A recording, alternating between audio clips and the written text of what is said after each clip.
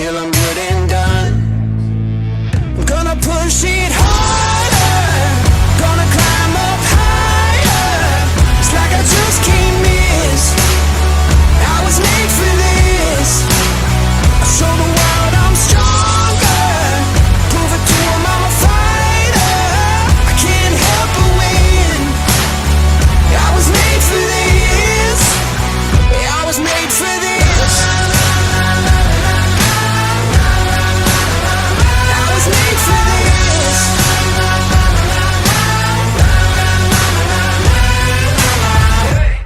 You're gonna find out you can't hold me down. You see I'm the king, 'cause I got that crown. Oh, you could try your best to step in my ring. Oh, but I'll just knock you dead like it wasn't a thing. I'm gonna push it harder, gonna climb up higher. It's like I just can't miss. I was made for this. I show the world I'm stronger, prove it to them I'm a fighter. I can't help but win. I was made for this.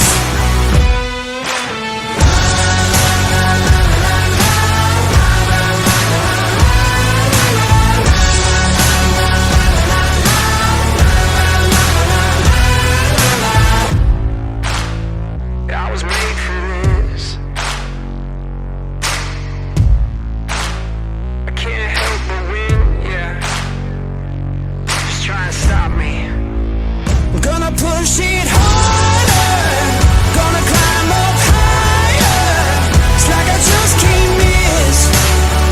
I was made for this. I show the world I'm strong.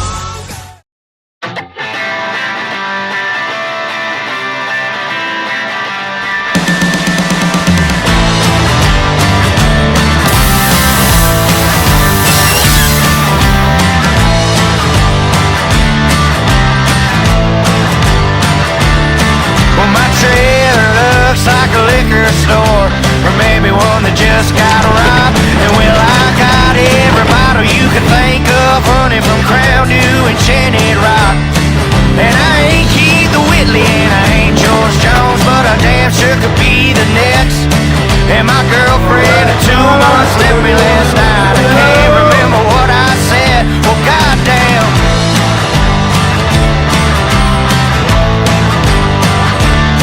They say people are creatures of habit. I got more habits than I need. Well, I did drink and smoke, and I dabble in the coke, and I took up smoking weed. And I don't care if I get cancer, some disease, and die today, because that's just about my only ticket out of Boomtown, USA. Oh yeah, and out here it gets lonesome, and out here it ain't no fun. Living in the desert and it's unpredictable weather, and the forecast is probably more sun. And I may get loaded or go to bed, but I'd still be tired the next day, 'cause there ain't no rest for the wicked out here in Boomtown, USA. Oh yeah.